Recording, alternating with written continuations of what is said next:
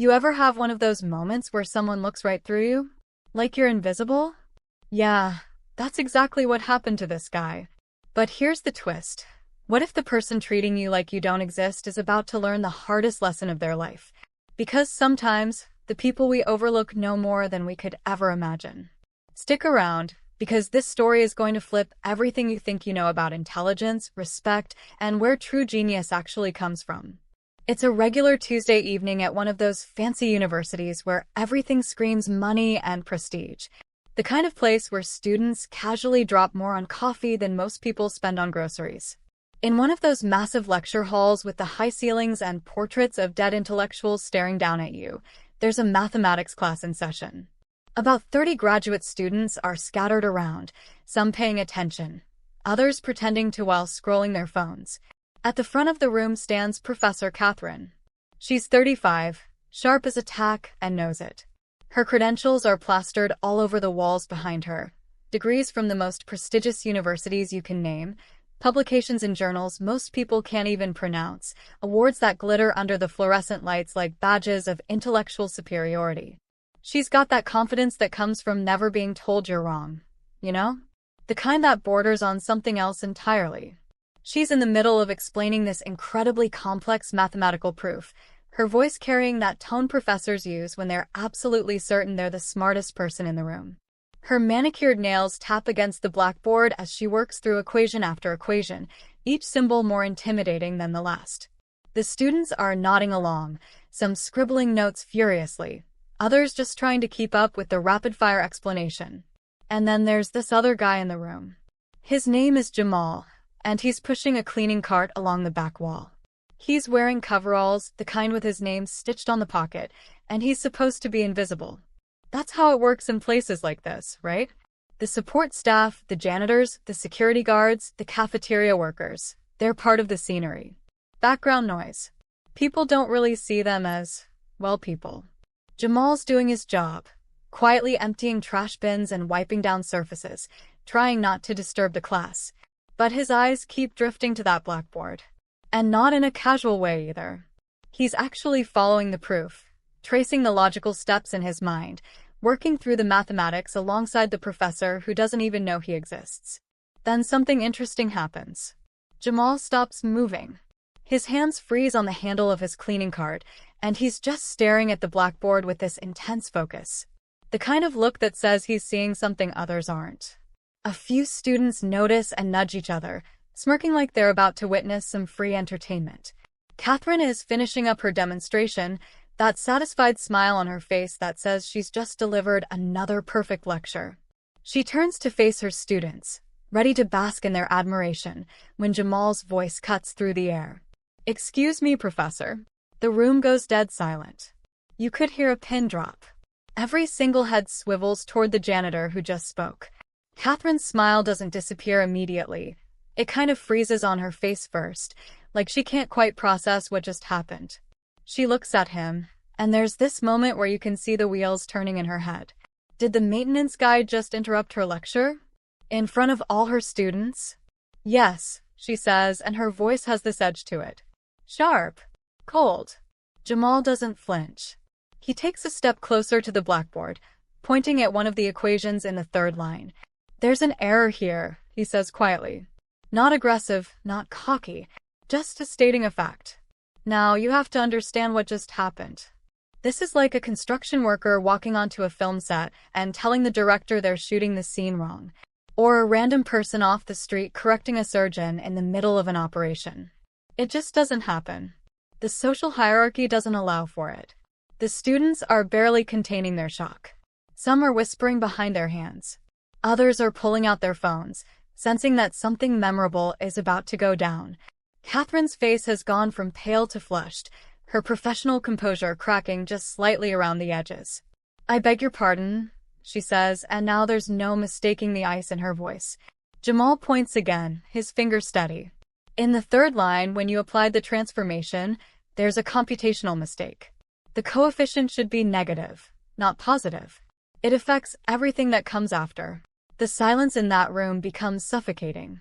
Katherine's eyes narrow, and you can practically see her mind racing.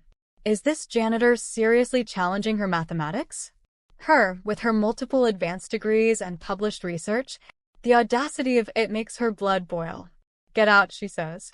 Her voice is low but carries perfectly through the lecture hall. Don't pretend you understand this, janitor. She says that last word like it's an insult. Like his job somehow erases his ability to think, to reason, to understand complex ideas. Her manicured finger stabs toward the door, that same finger that was just tracing elegant mathematical proofs, now being used as a weapon of humiliation. I don't tolerate disruptions in my classroom, especially from people who have no business commenting on graduate-level mathematics. Now, please leave before I call security. Jamal stands there for a long moment, and everyone's watching to see what he'll do. Will he apologize? Back down? Shuffle out with his head low? Properly put in his place? Instead, he walks closer to the blackboard. The boldness of it makes several students gasp audibly. Katherine's mouth actually falls open slightly as this man in coveralls crosses into her domain, stepping up to the sacred space where only credentialed intellectuals are supposed to stand. With respect, Professor, Jamal says, picking up a piece of chalk, let me show you what I mean. And just like that, the battle lines are drawn. The entitled professor versus the underestimated janitor. The credentialed elite versus raw, unrecognized brilliance. 30 students watching. No going back now. What happens next? Oh, you're going to want to hear this. Jamal's hand moves across the blackboard with surprising confidence. His handwriting is clean, precise, professional even. Not the clumsy scrawl you might expect from someone society has decided doesn't belong in academic spaces. He rewrites the third line of Katherine's proof, showing exactly where the sign error occurred and how it cascades through the subsequent steps. See, he explains, his voice calm and measured, when you substitute here, the negative sign from this term interacts with the negative in the transformation, giving you a positive result. You've got them both negative, which compounds the error. The graduate students are leaning forward now, following his logic. A few of them are quickly checking their own notes, and you can see the moment of realization hitting them one by one. He's right. The janitor is actually right. Katherine's standing there frozen, her face cycling through emotions, so fast it's almost comical. Shock, disbelief, confusion, and then, most tellingly, anger. Because deep down, even before she checks his work, she knows. She knows he's correct. She steps up to the board, her heels clicking sharply against the floor, and examines what Jamal has written. Her fingers trace through the equations, checking, double-checking. The seconds stretch into a full minute. Then 2. The tension in the room is unbearable. Finally, she turns away from the board without a word and walks back to her desk. Her movements are stiff, mechanical. She picks up her expensive pen, probably costs more than Jamal makes in a week, and works through the problem again in her notebook. The students watch her, then Jamal, then her again, like spectators at the world's most awkward tennis match. After what feels like an eternity, Katherine sets her pen down. The class is dismissed, she announces abruptly. I'll post the corrected proof online later tonight. The admission is there, buried in corporate speak, but unmistakable. She was wrong. He was right. The janitor just corrected the mathematics professor in front of her entire class. Students pack up their things in stunned silence, filing out while stealing glances at Jamal, who simply returned to his cleaning cart like nothing extraordinary just happened. Some of them are typing furiously on their phones already. By tonight, this story will be all over campus social media. By tomorrow, it'll be everywhere.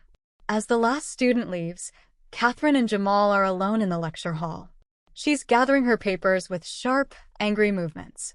He's wiping down desks like it's just another day at work. Where did you learn mathematics? She asks suddenly, not looking at him. Her voice is tight, controlled. Here and there, Jamal replies simply. Books mostly.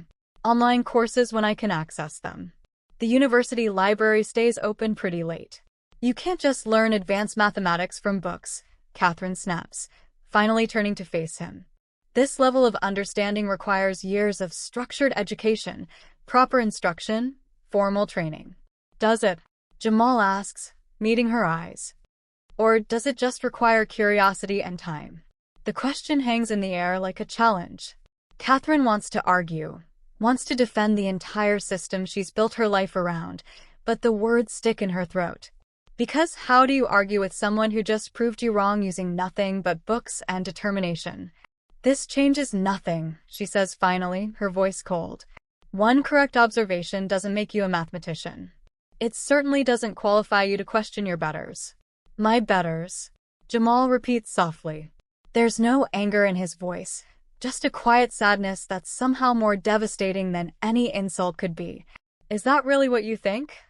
That your degrees and position automatically make you better than me as a person? Katherine doesn't answer. She gathers the last of her materials and walks toward the door, her heels echoing in the empty hall. But just before she exits, she pauses. Stay in your lane, Mr. Washington. Jamal Washington. Mr. Washington. Life is easier when people know their place. And with that, she's gone, leaving Jamal alone in the lecture hall with nothing but his cleaning cart and the ghost of her words hanging in the air. But here's the thing about moments like this. They have consequences. They ripple outward in ways you can't predict or control. Within hours, the story spreads across campus like wildfire. Students who were in that lecture hall tell their friends, who tell their roommates, who post about it online. By the next morning, everyone at the university has heard some version of the story about the janitor who corrected the math professor. Most people find it entertaining. A fun anecdote about academic pride getting checked. But some people, particularly those in Katherine's circle, see it differently. They see it as a threat to the natural order of things. A challenge to the hierarchy that keeps universities running smoothly. And Katherine herself?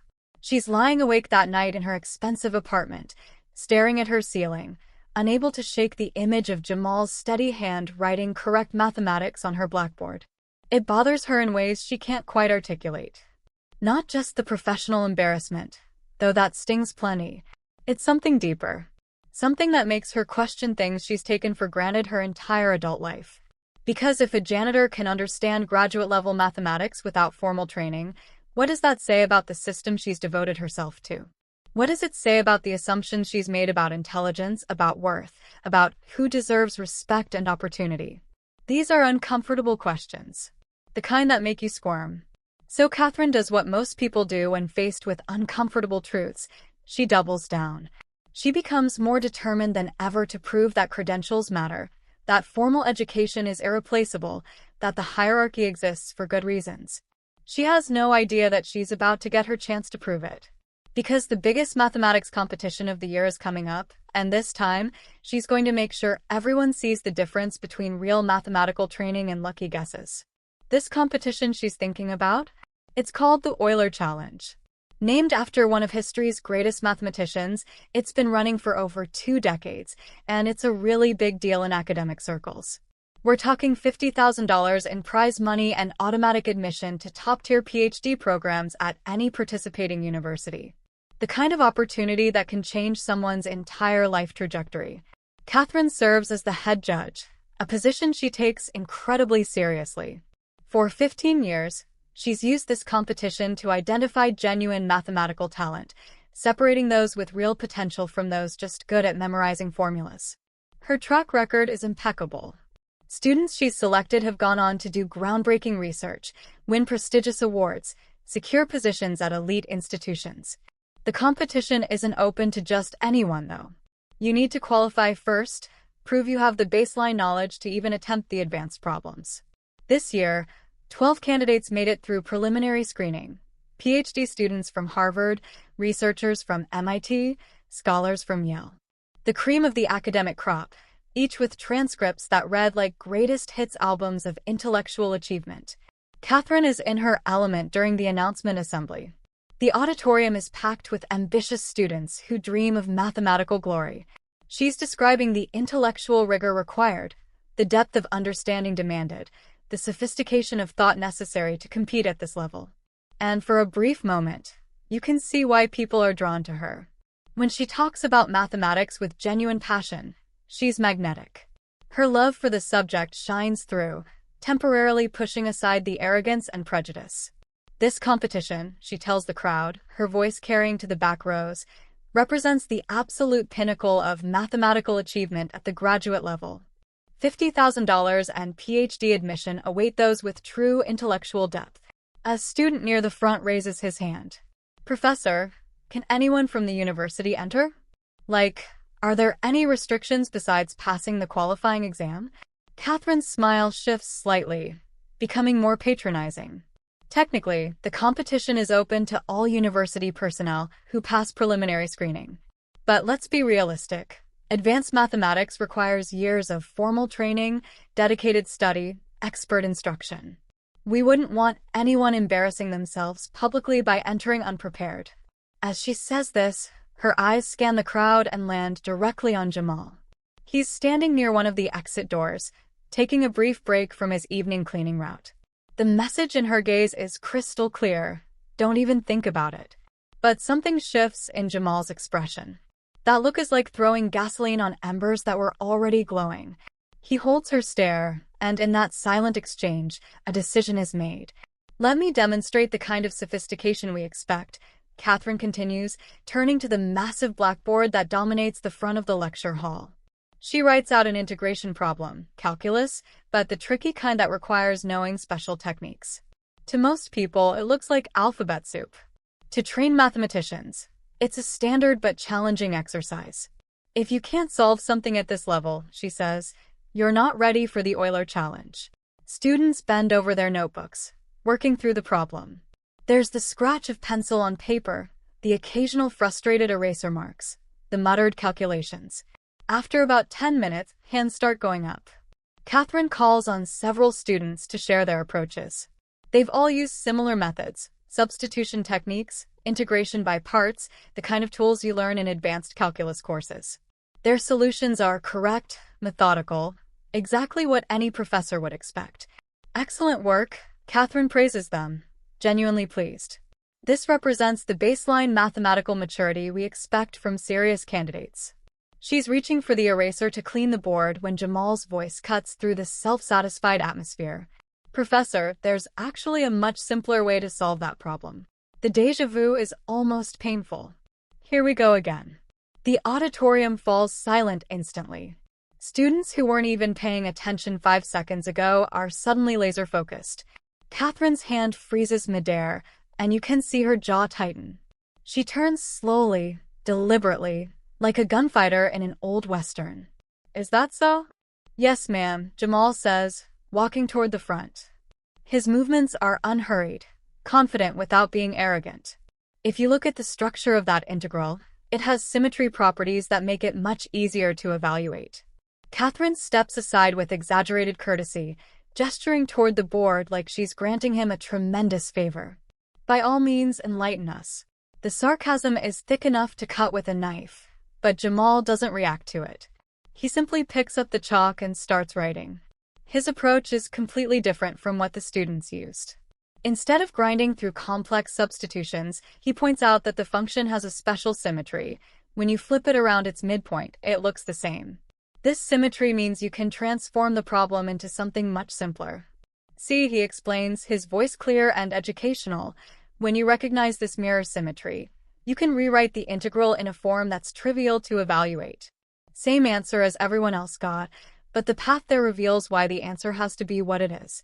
The solution is elegant. Beautiful, even. It's the difference between hacking through a jungle with a machete and finding the hidden path that's been there all along. Several students actually lean forward, genuinely interested in this alternative approach. Someone starts clapping. Then another person joins. Within seconds, there's scattered applause throughout the auditorium, cut short only by Katherine's withering glare sweeping across the crowd. Her competitive instincts kick into overdrive. This janitor is making her look bad in front of her students, again, and this time she's going to shut it down permanently. In a moment of reckless pride, the kind that makes you do things you'll later regret, she storms to the blackboard and writes out a much more complex problem. This isn't textbook material. This is a differential equation from her own doctoral research, the kind of problem that took her weeks to solve with access to expert advisors and advanced resources. She turns to face Jamal, and there's a wild glint in her eyes. Fine. If you think you're such a mathematical genius, solve this equation. She pauses, then adds with a cruel smile, "And if you do, I'll marry you." The joke gets nervous laughter from the crowd. Obviously, she's not serious. It's meant to humiliate, to highlight how absurdly out of his depth this janitor is about to be. Because nobody, not even her best PhD students, could solve this problem on the spot. It's impossible. Except Jamal steps up to the board and starts studying the equation. The laughter dies down as people realize he's actually going to try. 30 seconds pass. A minute. The silence is deafening. Then he picks up the chalk and begins to write. Now, I need you to understand something here. What happens next isn't just about mathematics. It's about every assumption Katherine has ever made, every belief she holds about intelligence and education and social hierarchy. All of it is about to be tested in front of hundreds of witnesses. Jamal approaches the problem systematically. He identifies what type of differential equation it is, that's step 1. Then he recognizes which mathematical tools are appropriate for solving it. His chalk moves steadily across the board, each step flowing logically from the last. There's no hesitation, no backtracking, no visible signs of struggle.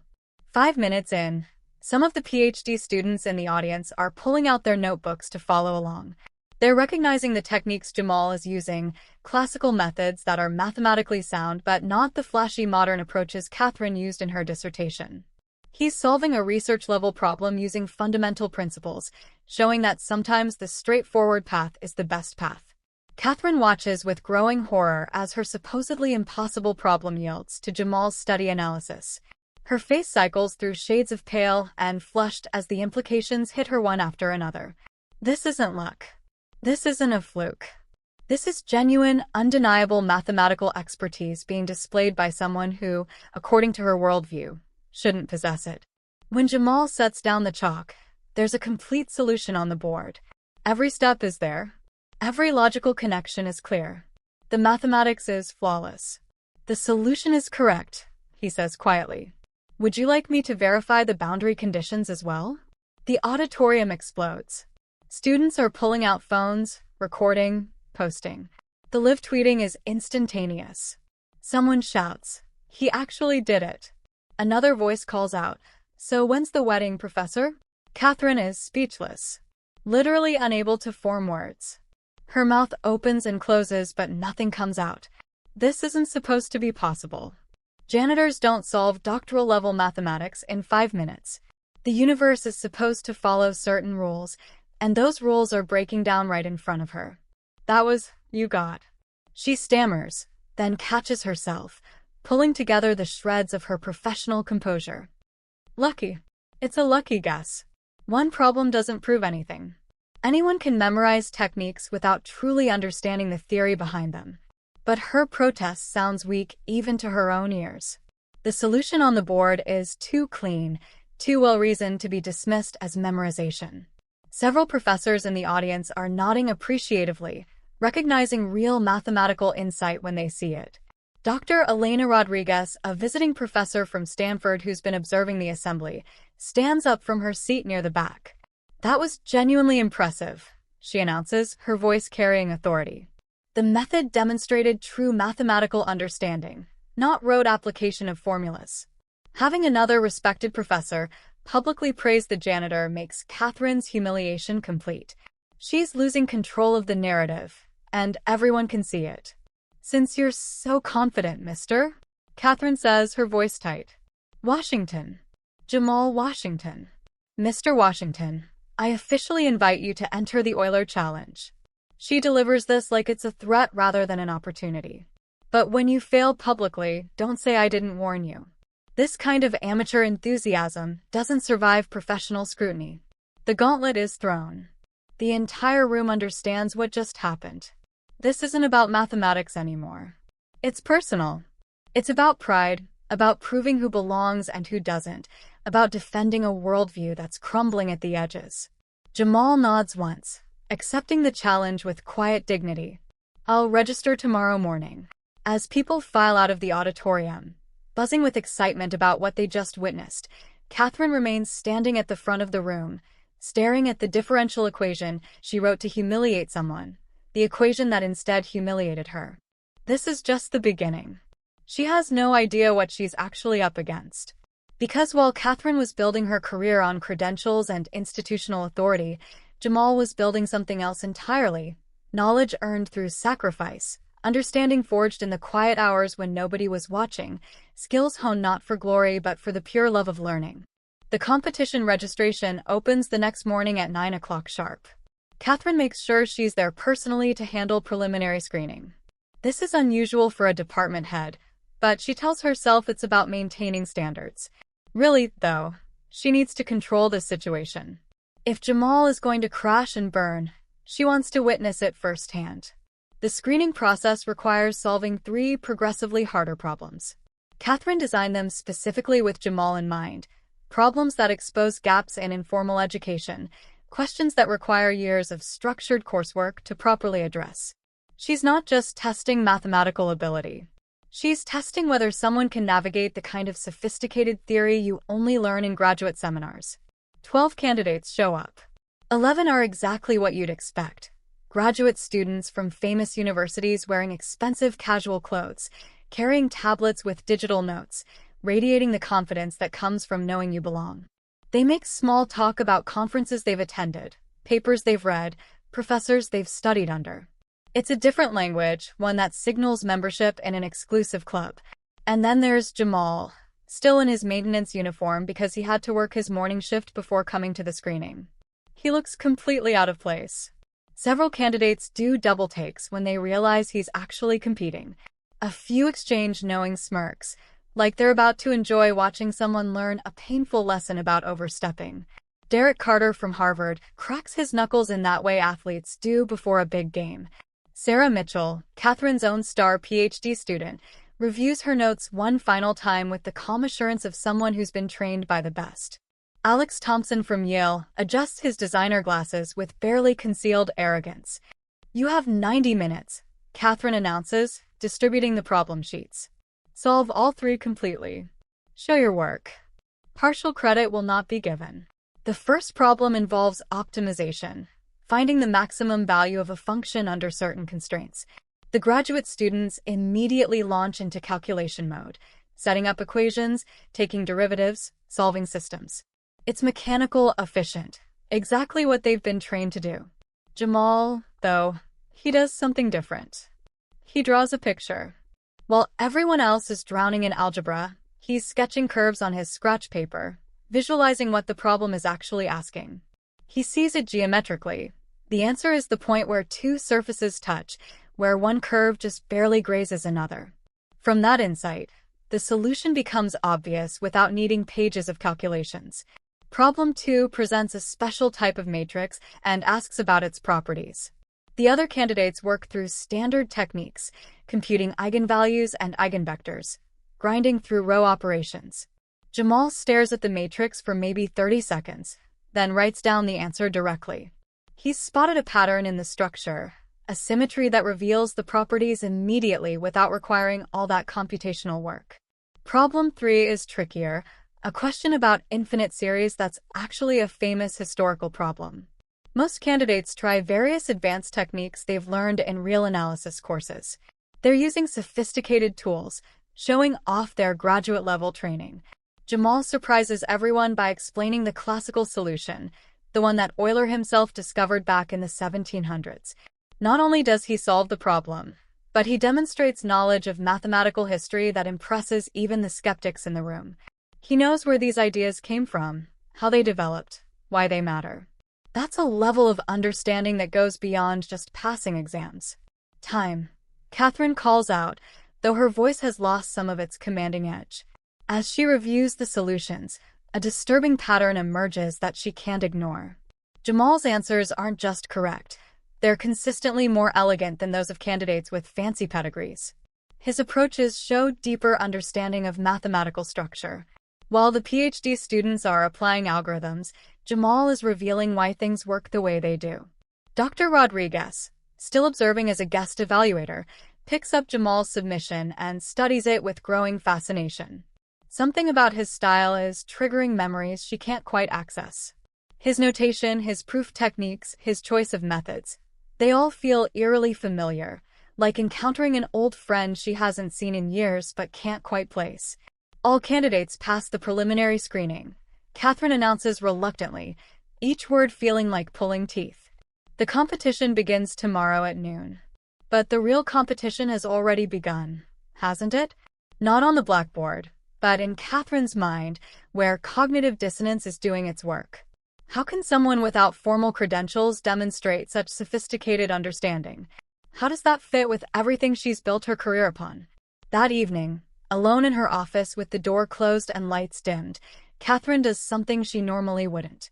She Googles Jamal Washington mathematics. Nothing comes up. No academic publications. No university records. No trace of formal mathematical training anywhere. It's like he doesn't exist in the academic world she inhabits. The mystery deepens her frustration and, though she won't admit it, her fascination.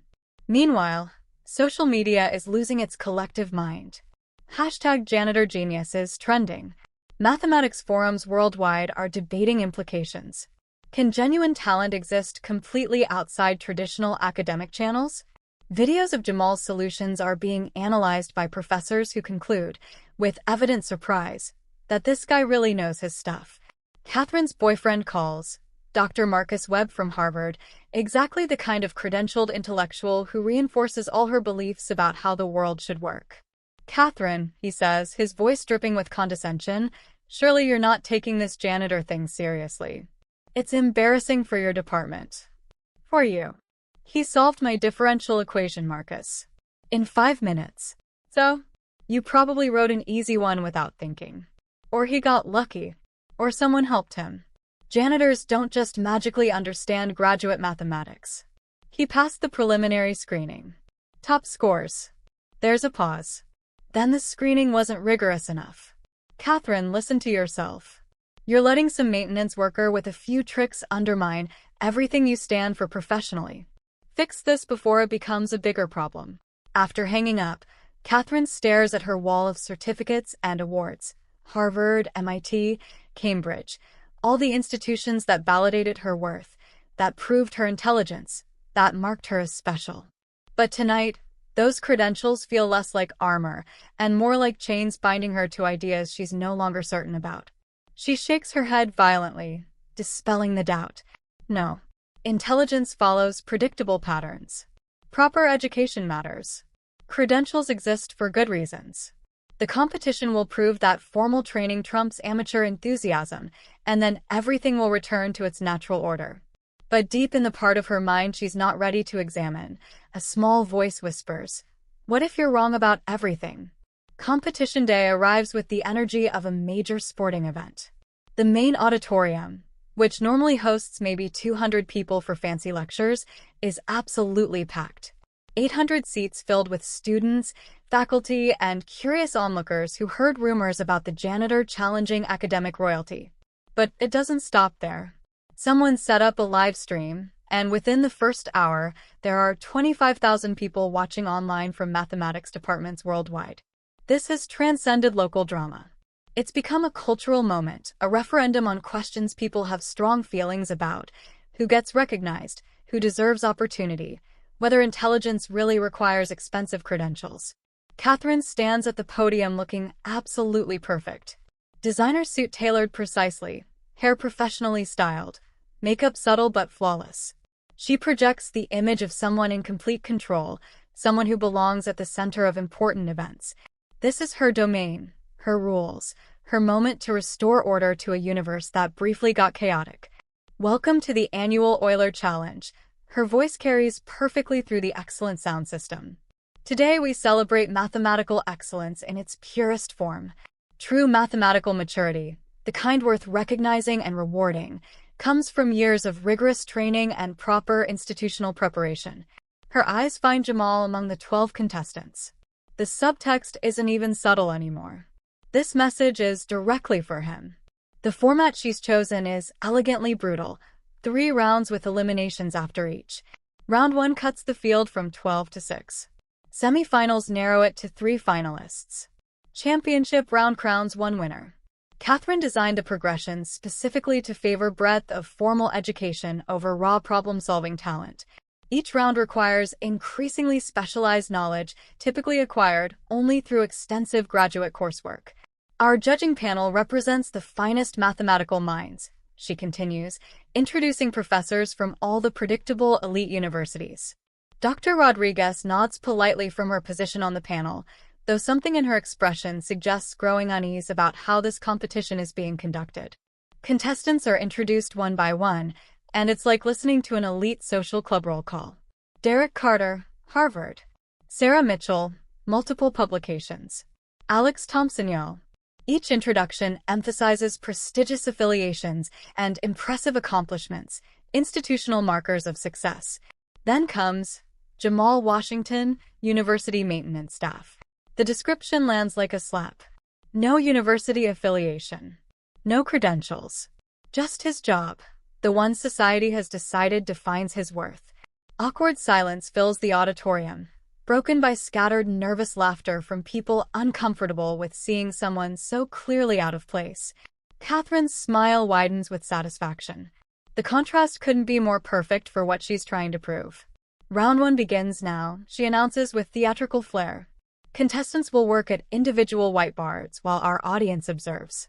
Complete transparency ensures absolute integrity. The first problem appears on the massive screen. Prove that the sum of the first n odd numbers equals n squared.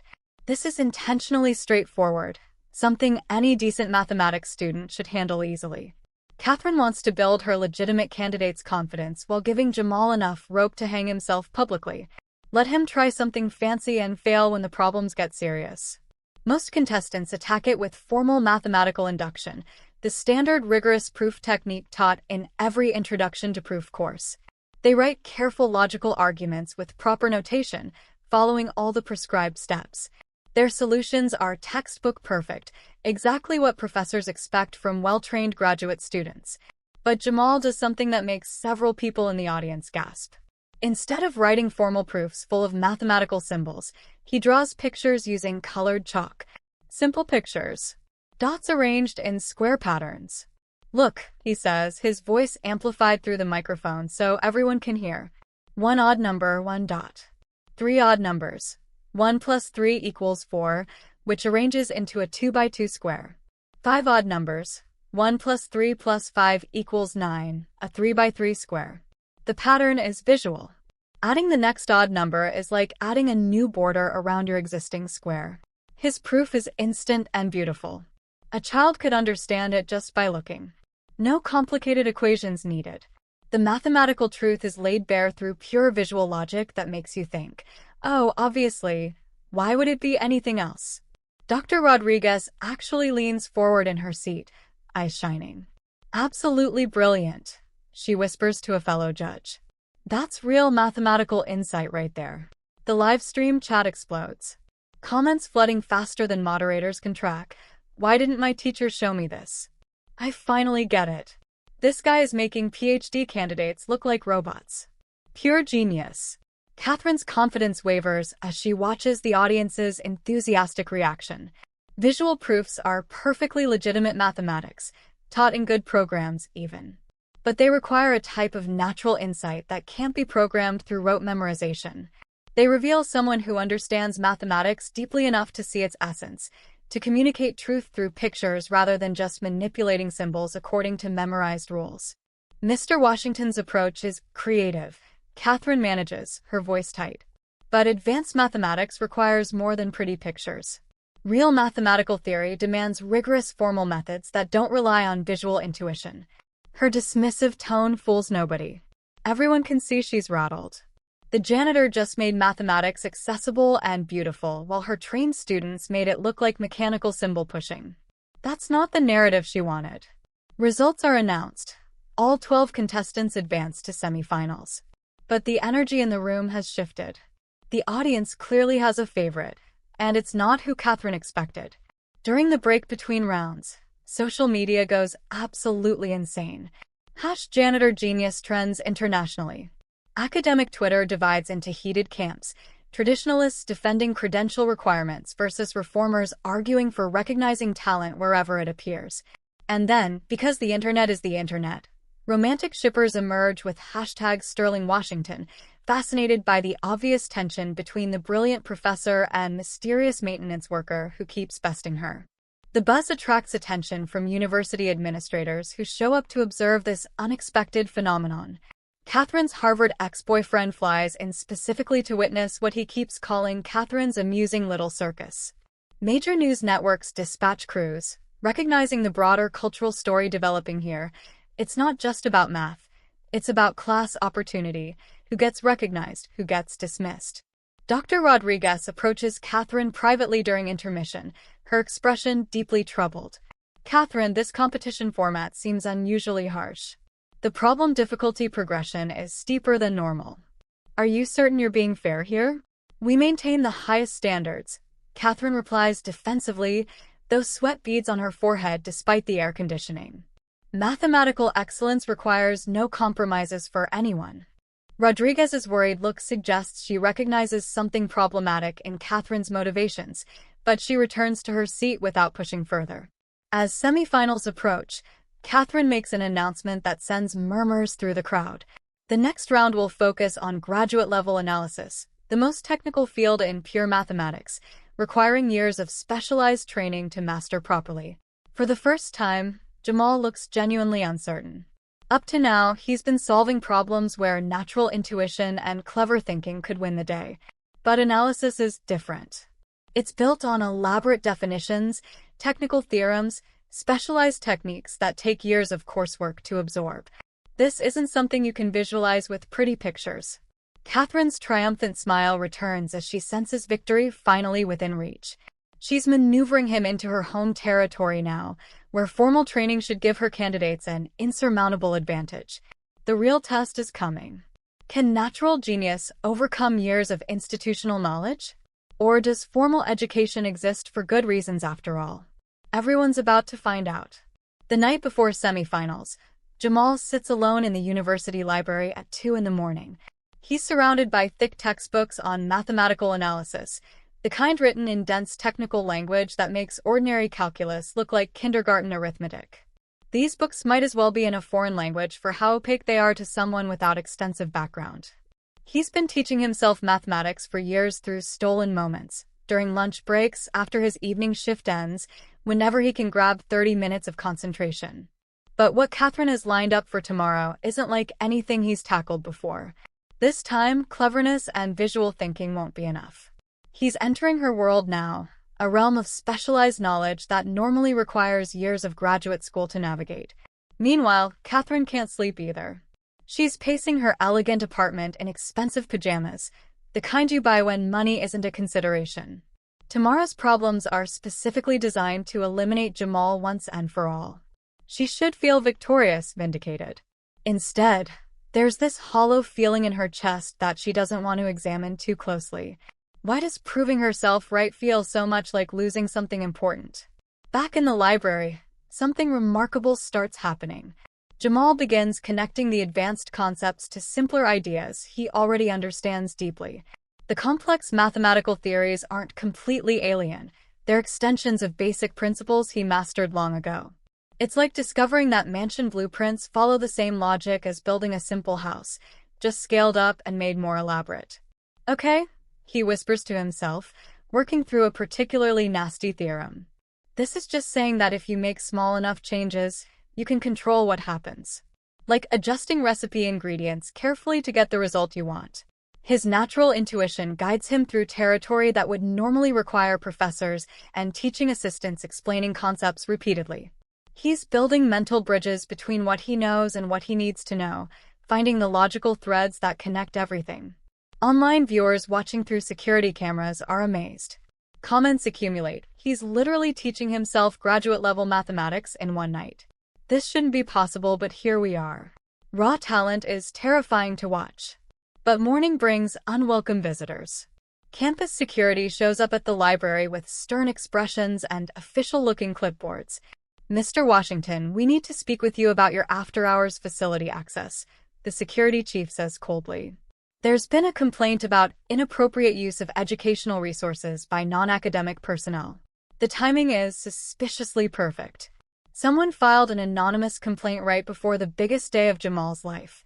Katherine's fingerprints are metaphorically all over this harassment, though she'd never admit it and probably covered her tracks well. Perhaps maintenance staff should focus on their assigned duties, the security chief suggests with thinly veiled hostility. Academic facilities are reserved for legitimate educational purposes. We can't have support staff getting ideas above their station. The message is brutally clear. Know your place. Stay in your lane. But here's what Katherine doesn't realize about Jamal. Every obstacle he's faced has only made him more determined. Telling someone they don't belong is gasoline on a fire, not water. During the pre-competition briefing, something unexpected happens. Derek Carter, the Harvard graduate student who seemed so arrogant during preliminaries, approaches Jamal hesitantly. "I need to tell you something," Derek says quietly, glancing around to make sure no one overhears. "Watching you solve problems has taught me more about real mathematics than 3 years of graduate school. You see connections the rest of us completely miss." Sarah Mitchell nods in agreement, Katherine's own star pupil. "Professor Sterling taught us formulas and techniques, but you understand the underlying meaning. That's way more valuable." Even his former rivals are beginning to recognize genuine brilliance when they see it. When someone makes complex ideas simple and elegant, other smart people notice. It's like watching an artist who makes difficult techniques look effortless. You can't help but be impressed. However, media attention brings vicious criticism alongside growing support. Academic elitists flood social media questioning whether someone without proper qualifications belongs in serious mathematical discourse. This is a publicity stunt damaging the integrity of higher education, Dr. Harrison Webb, Katherine's Harvard boyfriend, writes in a widely shared editorial. "Mathematical competence requires systematic training, not amateur theatrics. We cannot lower standards simply because popular sentiment favors entertaining underdogs." The attacks become personal, targeting everything from Jamal's appearance to his background to his presumptuous challenge of established academic order. Some comments are openly racist, others just cruelly dismissive. Katherine amplifies these criticisms through carefully worded public statements about maintaining rigorous standards. She never says anything directly offensive, but she creates space for others to say it. During Jamal's final preparation session, something clicks. The advanced mathematical concepts that seemed mysterious start making sense. They follow logical patterns he can trace and understand. Despite intimidating technical language, mathematics is like this vast interconnected web. Every advanced idea connects to simpler concepts through logical threads. Once you see those connections, complexity becomes manageable. It's all the same mathematics, he tells himself with growing confidence. Just different ways of looking at the same underlying truth. But reality doesn't care about revelations. University policy prohibits unpaid leave for personal activities, so Jamal still works his regular cleaning shifts while preparing for the most important mathematical challenge of his life. By Thursday morning, exhaustion is taking its toll. His hands shake slightly when he pours coffee. His eyes struggle to focus. Katherine notices him struggling to stay alert during a break, and she comments loudly enough for news cameras to capture. Perhaps demanding work schedules aren't compatible with serious academic pursuits. Some people simply aren't positioned for this level of intellectual commitment. The cruel observation stings because it contains truth. Jamal is fighting this battle while carrying burdens his competitors can't imagine. They get to sleep, eat well, prepare properly. He gets to steal moments between working multiple jobs just to survive. But when semifinal time arrives, he's there. Exhausted but determined. Ready to face whatever Katherine throws at him. The problem appears on the screen, and to most viewers it looks impossibly complex. Determine the convergence properties of this infinite series and analyze its behavior near critical points. The technical language is intentionally intimidating. But Jamal, through his night of intensive studying and natural insight, sees past the scary terminology to the underlying question. Does this mathematical pattern stabilize into something predictable, or does it spiral out of control? While other contestants mechanically apply memorized theorems from analysis courses, Jamal uses intuitive reasoning to understand what the problem actually asks.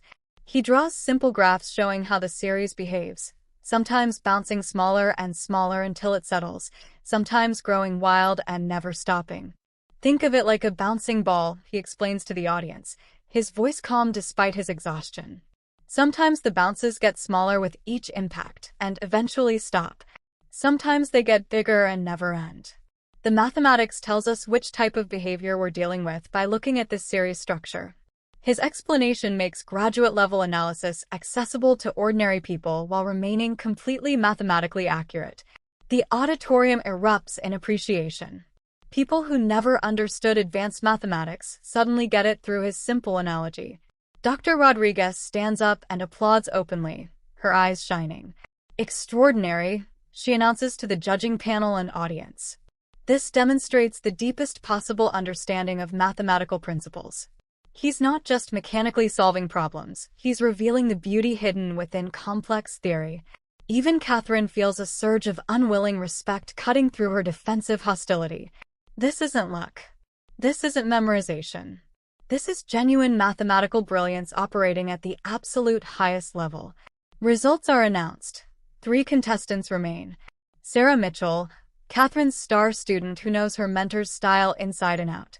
Derek Carter, Harvard's representative with impeccable credentials. And Jamal Washington, the janitor who refuses to accept limitations society tried to impose. International viewership peaks at 75,000 people. Mathematics departments worldwide are watching to see whether their fundamental assumptions about intelligence and education will survive this unprecedented challenge. That evening, Katherine crafts what she considers the ultimate trap. She selects a problem from her own doctoral dissertation, something that took her 3 years to solve with full university resources, expert advisors, unlimited time, and institutional support. If anything can expose the limits of self-education and natural talent, this will be it. Tomorrow's final problem will require the deepest possible mathematical sophistication, she announces to assembled media. Only authentic mathematical maturity built over years of formal study will suffice. Jamal stands alone in his tiny apartment that night, looking at his mother's medical bills piled on the kitchen table. The prize money would cover her treatment, give her a real chance. But this competition has become about something larger than money. Millions of people who've been underestimated, overlooked, or dismissed based on their circumstances are watching. Watching to see if raw talent can triumph over institutional prejudice. Watching to see if the system is rigged or if exceptions are truly possible. Dr. Rodriguez sits in her hotel room, still troubled by the nagging familiar feeling she can't shake. Something about Jamal's mathematical approach keeps triggering memories she can't quite access. His style, his intuition, his way of seeing problems, it all feels like encountering an old friend whose name she's forgotten.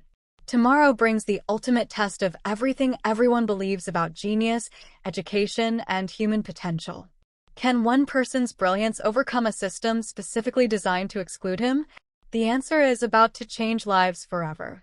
Championship morning arrives with energy that feels more like a boxing match than an academic competition.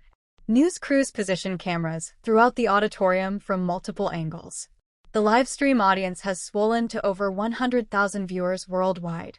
Mathematicians, students, regular people who heard this story and couldn't look away.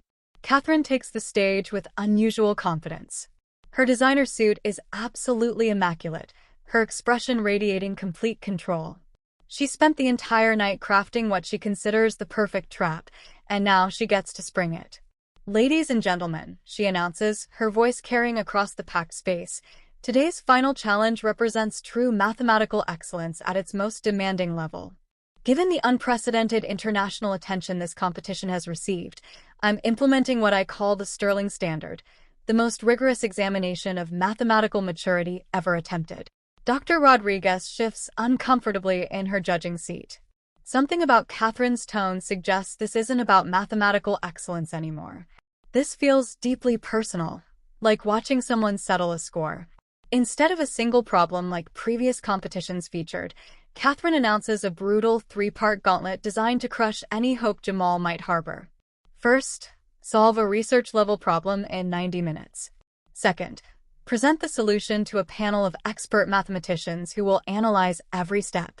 Third, defend the approach against aggressive questioning from specialists looking for any weakness. This format will separate authentic mathematical maturity from enthusiastic guesswork, Katherine declares, her eyes finding Jamal among the 3 remaining contestants. The real betrayal comes when the problem appears on the massive screen. Jamal's blood runs cold as he recognizes what Katherine has done. This isn't just difficult. It's her own doctoral research, a challenge she spent 3 years solving with unlimited resources, expert guidance, and specialized training. The technical language looks intimidating to the general audience, but mathematicians in the room immediately understand the impossible situation Katherine has created. This problem requires specialized knowledge from multiple graduate fields that typically takes years of intensive coursework to master properly. Sarah Mitchell and Derek Carter exchange knowing glances. As graduate students in Katherine's academic circle, they've encountered variations of this problem in her advanced seminars. They possess years of relevant coursework and direct access to all Katherine's published research methods. They've been preparing for exactly this type of challenge their entire graduate careers. Jamal has 90 minutes to solve what Katherine herself needed 3 years to complete. With expert help. Murmurs of discontent ripple through the auditorium as the mathematical community recognizes the setup. The live stream chat explodes with outrage from viewers worldwide who understand they're witnessing something deeply unfair in real time. Comments fly. This is rigged. She's scared. Academic fraud happening live. Dr. Rodriguez stands up, her face flushed with barely controlled anger. Katherine, this problem seems entirely inappropriate for a general mathematics competition. The complexity level is. Excellence demands the highest standards. Katherine interrupts coldly, her voice cutting across Rodriguez's objection. We cannot lower expectations simply because some participants lack proper preparation. That would be patronizing and dishonest. Her gaze locks onto Jamal as she delivers her final psychological blow. You have 90 minutes to prove you belong among serious mathematicians. Anyone unable to demonstrate authentic mathematical sophistication should consider withdrawing gracefully rather than embarrassing themselves further. There's no shame in recognizing one's limitations.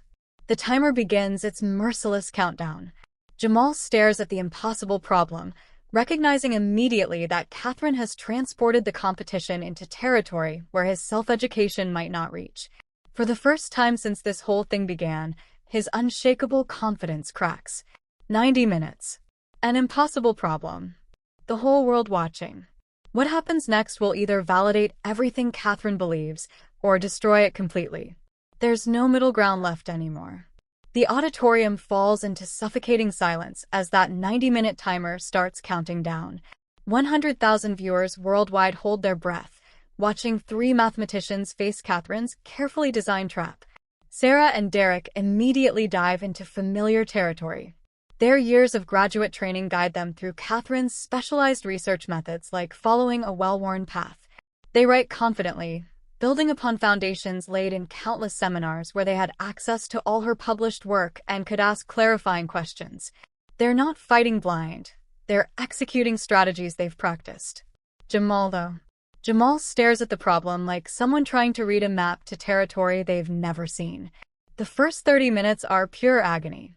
While his competitors fill whiteboards with sophisticated equations, building solutions brick by methodical brick, Jamal struggles to find any entry point into Katherine's labyrinthine challenge. This isn't like the other problems. This requires specific knowledge of advanced techniques in mathematical physics, specialized frameworks that demand years of formal study to understand properly. His whiteboard remains painfully, embarrassingly empty except for a few tentative scratches that lead nowhere. Katherine provides commentary for the live stream audience, her voice barely masking vindicated satisfaction. We're witnessing the fundamental difference between authentic mathematical education and amateur enthusiasm. Advanced problems require systematic knowledge built over many years of rigorous study. Natural talent, while admirable, cannot replace proper institutional training. By minute 45, the cameras capture Jamal's growing desperation. He starts multiple approaches, gets stuck, erases them, tries again. Each false start reveals the depth of his disadvantage more clearly to the watching world. Meanwhile, Sarah and Derek steadily progress through Katherine's expected solution path, their formal training providing detailed roadmaps through complex theoretical landscape that Jamal is navigating completely blind. Comments flood the live stream, and the tone has shifted dramatically. He's completely lost. This is painful to watch. Sterling was right about needing proper education. The janitor finally hit his limit. Reality check happening in real time. Academic Twitter erupts with vindicated reactions from Katherine's supporters. The narrative shifts rapidly from underdog triumph to amateur exposed by harsh reality. Everything Katherine predicted seems to be coming true before a global audience. At minute 60, disaster strikes. Jamal makes a critical error in his third attempt, misapplying a theorem he only partially understood from hasty textbook reading the night before. The mistake cascades through his work like dominoes falling, invalidating everything he'd painstakingly built over the last half hour. He stands motionless, chalk trembling in his hand, staring at equations that mock his inadequacy. For the first time in his adult life, Jamal Washington looks utterly defeated. The confidence that carried him through every challenge has crumbled into visible doubt and shame. Katherine's voice cuts through the silence like a blade designed for maximum psychological damage. Perhaps we should allow struggling participants to withdraw with dignity rather than continue this painful display. Some challenges simply exceed the limits of informal preparation. There's no dishonor in acknowledging reality. The suggestion lands like a physical blow. News cameras zoom in tight on Jamal's face, capturing the exact moment when unshakable confidence breaks. This image will be replayed millions of times, the moment genius met its match against institutional knowledge, the moment the underdog story ended in predictable defeat. Katherine continues her psychological assault, addressing the global audience with clinical precision. This demonstrates exactly why academic standards exist. Mathematical sophistication cannot be improvised or wished into existence. It requires proper foundations, systematic training, institutional support that simply cannot be replaced by enthusiasm and natural ability alone, however impressive those qualities may be. Every word feels designed to crush Jamal's spirit completely while justifying everything Katherine has always believed about intelligence, education, and social hierarchy. This is her vindication. Her proof that the system works, that credentials matter, that formal education exists for good reasons. At minute 75, with only 15 minutes remaining, Jamal sets his chalk down and closes his eyes. He appears ready to concede defeat gracefully, to accept that natural talent has finally met an insurmountable wall built from years of specialized training he simply doesn't possess. Sterling's triumphant smile suggests she's finally proven her fundamental point. The natural order has been restored. Everyone will remember this as the day reality checked romantic notions about untrained genius. But then Dr. Rodriguez rises from her judging position, unable to remain silent any longer. Before we continue, she announces, her voice carrying unusual authority that commands attention throughout the silent auditorium, I want to remind everyone that mathematical history is filled with breakthrough discoveries made by individuals who ignored conventional wisdom and found completely new paths to truth. She isn't helping Jamal directly. The rules prohibit that. But her words carry deeper meaning that resonates through the tension. The most profound insights often come from minds unbound by traditional approaches. Sometimes the greatest mathematical truths are revealed by those brave enough to see problems through completely fresh eyes unconstrained by standard methodologies. Rodriguez's intervention triggers something deep in Jamal's consciousness.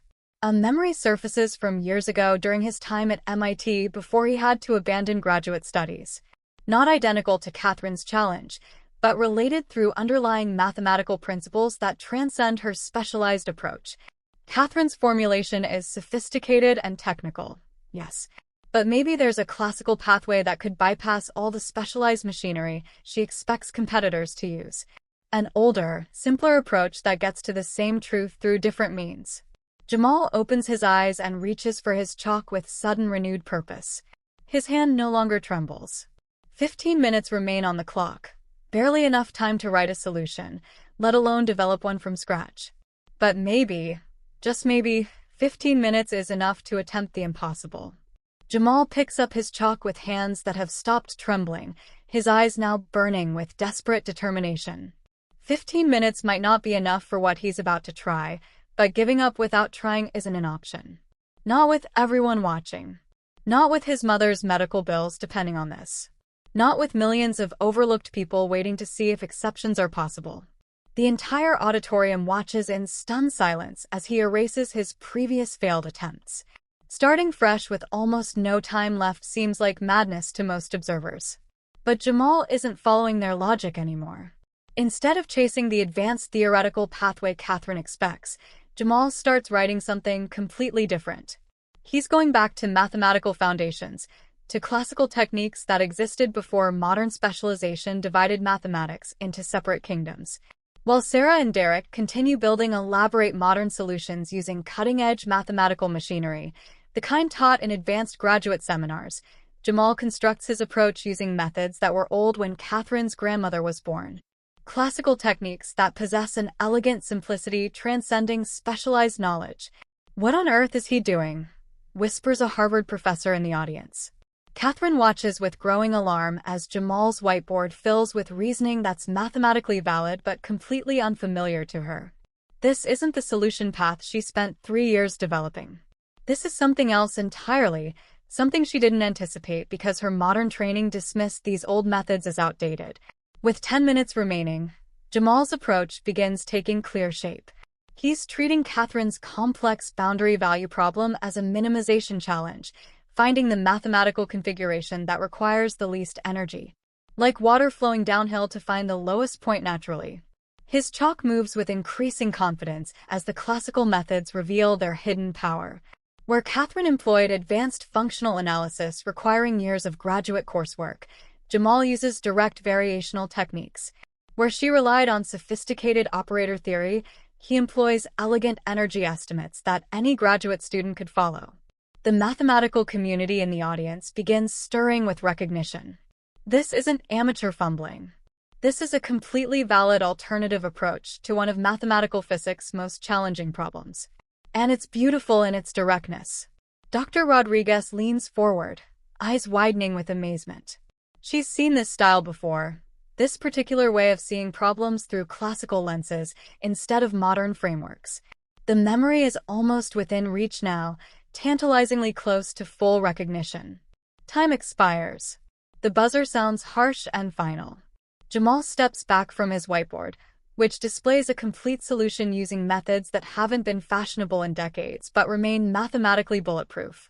He's bypassed 3 years of Katherine's specialized techniques with approaches she dismissed as antiquated.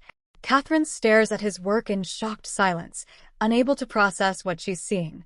Her 3-year struggle with advanced methods has been circumvented by techniques she learned about briefly as an undergraduate and never thought about again.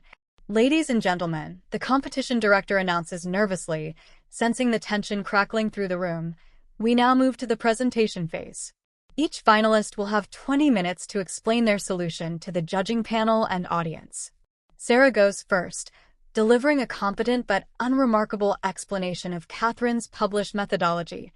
It's solid work, exactly what you'd expect from a well-trained graduate student who studied under the person who wrote the original research.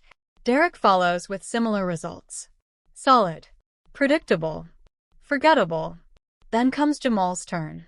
He approaches the microphone with quiet dignity, his maintenance uniform a stark contrast to his competitor's professional attire, but his presence commanding absolute attention from the global audience. "I solved this problem using classical variational methods," Jamal begins, his voice steady and clear despite his exhaustion. "While examining the challenge, I realized it could be understood as asking a fundamental question: what mathematical shape minimizes energy while satisfying the given constraints?" Katherine interrupts sharply, unable to contain herself longer. "Mr. Washington, this problem requires advanced functional analysis and operator theory. Classical methods are insufficient for nonlinear boundary value problems of this sophistication. You can't just..." Jamal turns to face her directly, his response carrying the weight of everything he's endured. "Professor Sterling, with respect, I believe your assumption about required methods may be unnecessarily limiting. Sometimes the most sophisticated tools aren't necessary if you choose the right approach. Mathematics doesn't care about fashion or what's currently popular in research journals. It only cares about truth and logical validity." The room stirs with electric tension. Did the janitor just suggest that the department head's methodology was unnecessarily complicated? That there might be simpler, better ways? This is undergraduate-level hand-waving. Katherine snaps, her composure finally cracking completely under pressure. Where's the rigor? Where's the advanced analysis that separates real mathematicians from enthusiastic amateurs who read some books? Dr. Rodriguez stands up abruptly, her chair scraping loudly in the tense silence. Actually, Katherine, I'd like to verify Mr. Washington's approach myself before we dismiss it. The next 15 minutes feel like hours as Rodriguez and two other expert judges examine Jamal's proof on auxiliary whiteboards. The auditorium holds its collective breath while 100,000 viewers worldwide watch the verification process unfold in real time. Mathematical notation fills sideboards as the experts trace through Jamal's reasoning step by methodical step. His energy minimization approach is not only correct, it reveals deeper insights into why Katherine's problem was difficult in the first place. He's showing the underlying structure that makes this challenge interesting, not just grinding through computational machinery to force out an answer. Finally, Dr. Rodriguez returns to her microphone. Her face is flushed with excitement, her voice slightly unsteady with the weight of what she's about to announce. Ladies and gentlemen, she says, pausing to ensure everyone is listening, I'm pleased to announce that Mr. Washington's solution is mathematically rigorous, complete, and quite frankly brilliant. He has solved a research-level problem using classical techniques in a way that illuminates the underlying structure that makes this problem challenging. This is not just a correct solution. This is an elegant contribution to mathematical understanding. The auditorium erupts in thunderous applause. A standing ovation sweeps through the crowd like a wave. Live stream viewers explode with celebration. Comments flying too fast to read, shares spreading across every social media platform, hashtags trending instantly. Academic Twitter bursts into praise from mathematicians worldwide who recognize they've witnessed something genuinely extraordinary. Katherine's world crumbles in real time as her authority is publicly undermined by someone she dismissed as unqualified. The prejudice that seemed so reasonable, so justified by institutional logic, has been exposed as blind arrogance before a global audience. But this approach ignores critical technical details. Katherine protests desperately, her voice rising. What about regularity theory? Sobolev embeddings? Compactness arguments? Those are essential elements of. Jamal maintains perfect composure as he delivers what will become the most quoted line of the entire competition. Professor Sterling, those techniques are certainly powerful and have their place in mathematics. They're valuable tools, but they're not always necessary. I've demonstrated that classical methods suffice for this particular problem. Perhaps the beauty of mathematics is that there are often multiple paths to truth, and sometimes the simplest, most direct path is the most elegant. Sometimes we make things harder than they need to be. A Harvard professor watching via live stream types in the chat, this solution should be published immediately in a top journal. An MIT mathematician adds, extraordinary insight. This approach is actually superior to the standard methods for revealing why the problem works this way. A Cambridge researcher contributes, I'll be teaching the solution in my advanced course. It's pedagogically brilliant. The expert judging panel reaches their unanimous decision faster than anyone expected. Dr. Rodriguez approaches the main microphone as cameras focus tight on her face, capturing this historic moment. Ladies and gentlemen, she says, her voice filled with emotion, we have our winner. By unanimous decision of the judging panel, Jamal Washington. The auditorium explodes in celebration. Standing ovations from mathematicians who understand they've witnessed history. News crews capturing the moment when merit triumphed over institutional prejudice. Live stream viewers sharing this moment across every platform worldwide, spreading it far beyond mathematics into broader cultural consciousness. Katherine sits in her judge's chair, absolutely stunned into silence. The problem that formed the foundation of her doctoral dissertation, her claim to mathematical sophistication and academic authority, has been solved in 90 minutes by someone she spent weeks trying to eliminate. Someone she humiliated publicly, dismissed as intellectually inferior, treated as unworthy of basic respect. Someone in the audience shouts over the celebration, "So when's the wedding, Professor Sterling?" Nervous laughter ripples through the crowd as everyone remembers her flippant marriage proposal from what feels like a lifetime ago. Katherine's face burns with embarrassment as her cruel joke returns to haunt her before cameras broadcasting this moment to millions. But instead of humiliating Katherine further, Jamal approaches the microphone one final time. His grace and victory is about to make Katherine's attraction to him complete. "Mathematics brought us together today through this competition," he says simply, his voice carrying clearly through the celebrating crowd. "I hope it continues to bring people together across all boundaries and assumptions about where intelligence can be found, what it looks like, who possesses it. Thank you all for watching. Thank you to the judges for their fair evaluation. And thank you to Professor Sterling for pushing me to prove what I'm capable of." The magnanimity in his response, thanking the person who tried to destroy him, resonates through the auditorium. This isn't just intellectual superiority. This is genuine nobility of character that makes Katherine realize she's been bested in every way that truly matters.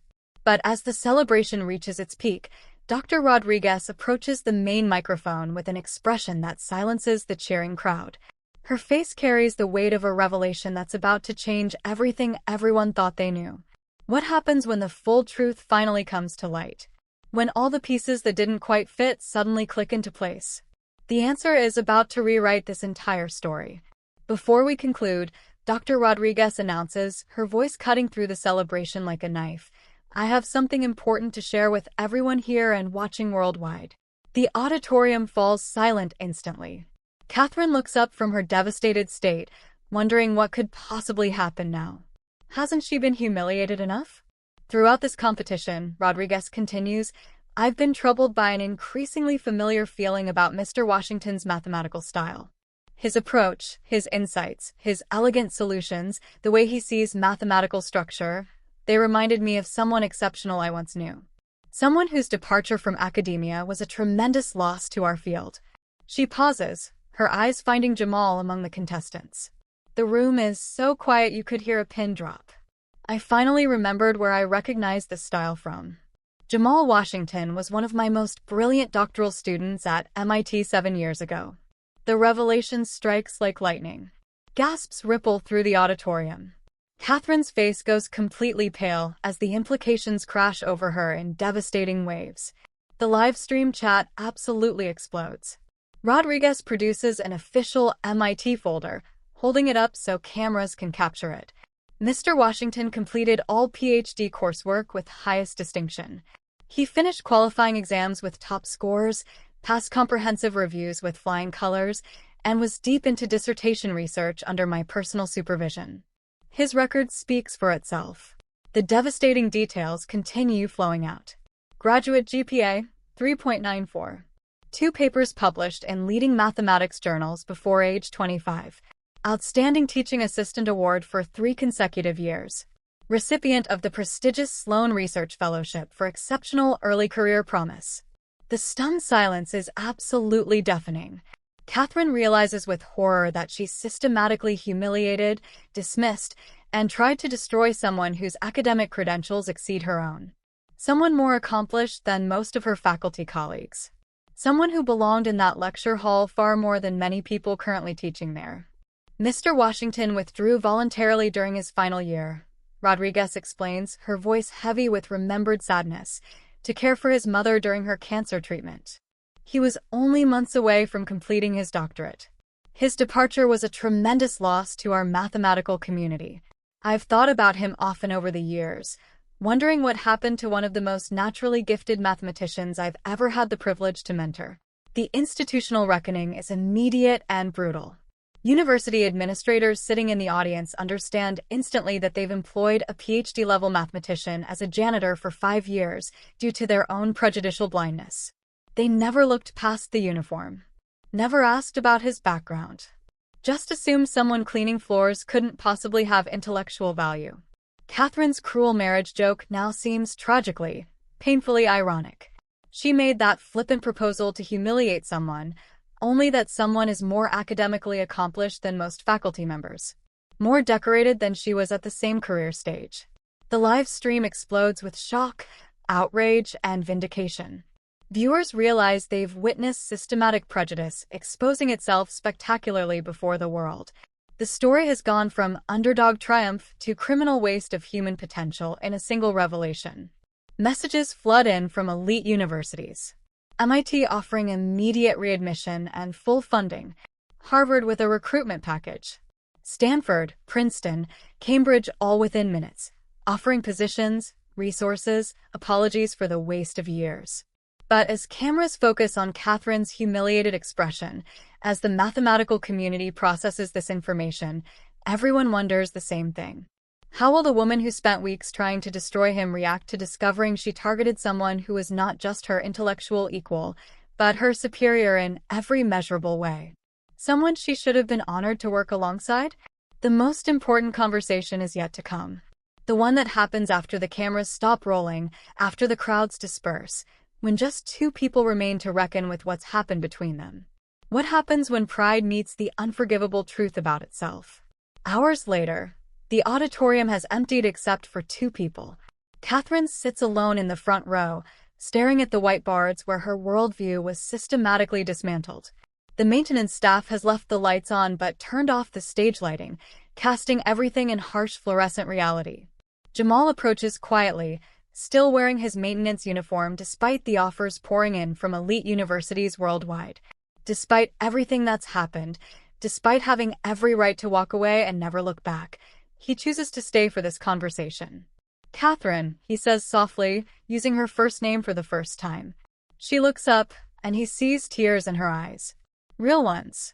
Not the manipulative kind people use for sympathy, but the kind that come from genuine recognition of terrible mistakes. "I owe you more than an apology," she says, her voice breaking. "I owe you recognition of who you really are and acknowledgement of who I became in trying to destroy you.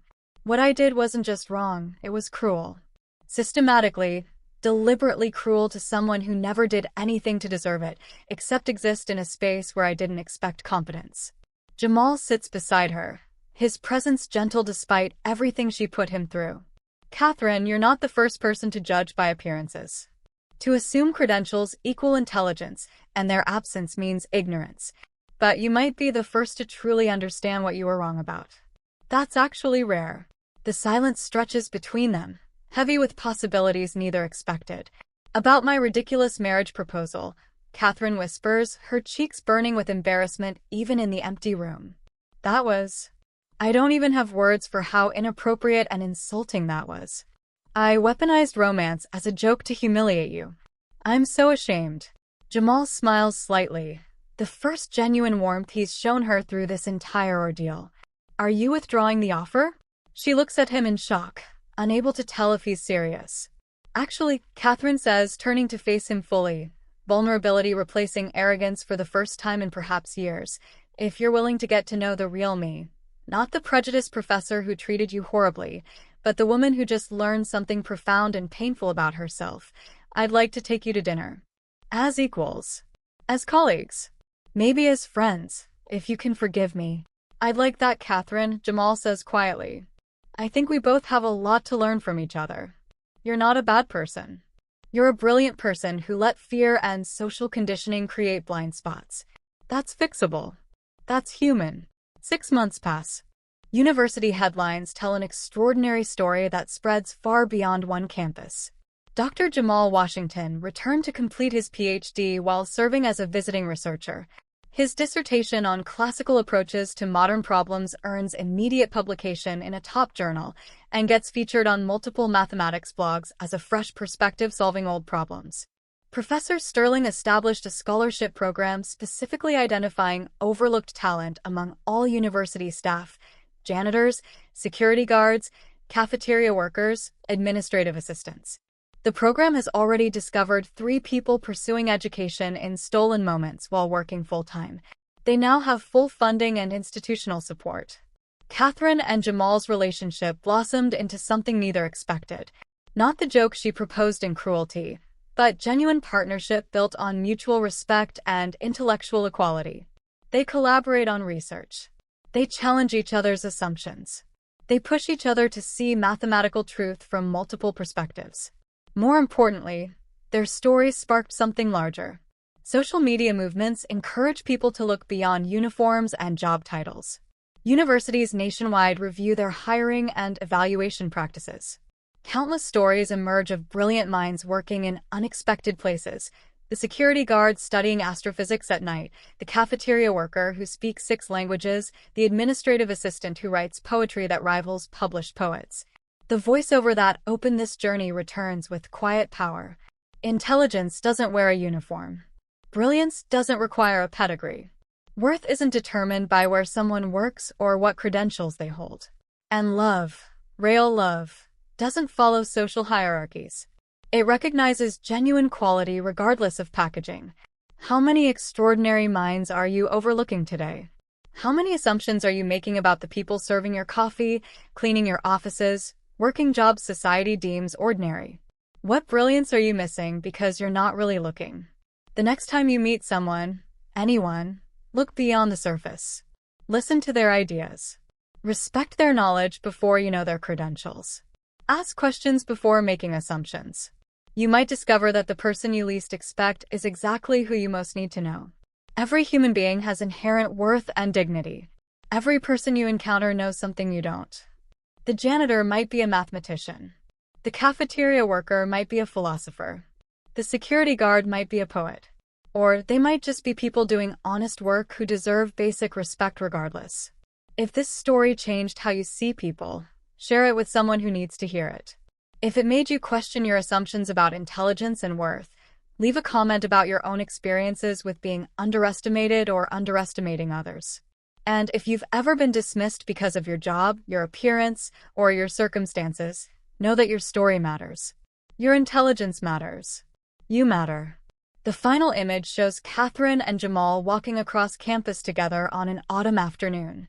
Professor and newly returned PhD student. Colleagues in mathematics. Equals in love and intellectual partnership. Living proof that the most beautiful equations sometimes aren't written on blackboards. They're found in the human heart when we let go of prejudice and recognize genuine quality wherever it appears. Because ultimately, mathematics taught them both the most important lesson. Truth remains truth regardless of who discovers it or where they come from. And people, all people, deserve the respect of being seen for who they actually are rather than who our assumptions tell us they should be. That's not just mathematics. That's humanity. And that's where real genius lives.